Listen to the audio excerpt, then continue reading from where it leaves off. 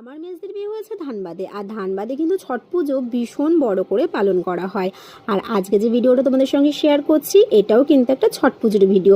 তবে এটা ভেবো না যে আমি ধানবাদে রয়েছি, এটা হলো আমাদের পাড়ার একটি ভিডিও।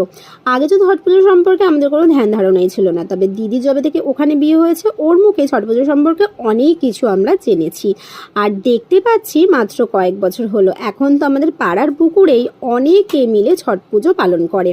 আর দেখো আমাদের পুকুরটাকে কি সুন্দর করে সাজিয়েছে। আমাদের পুকুরে তিনখানা ঘাট আছে, তিনটে ঘাটই একদম ফুল দিয়ে সুন্দর করে সাজিয়েছে, আর পুরো পাড়াটার মধ্যে লাইটিং করিয়েছে। আর দেখো এনারা পুরো রাস্তার মধ্যে চাদর পেতে সবাই বসে রয়েছে।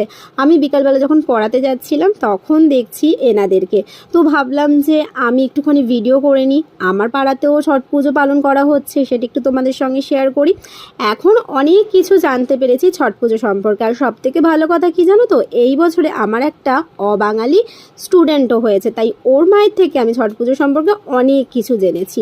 আর আমার যে সমস্ত অবাঙালি বন্ধুরা রয়েছে তাদেরকে জানাই ছট পুজোর অনেক অনেক ভালোবাসা। তোমরা দিনগুলো খুব ভালো করে কাটিও। আর হ্যাঁ, আমাকে কিন্তু ঠেকুয়া দিতে একদম ভুলো না।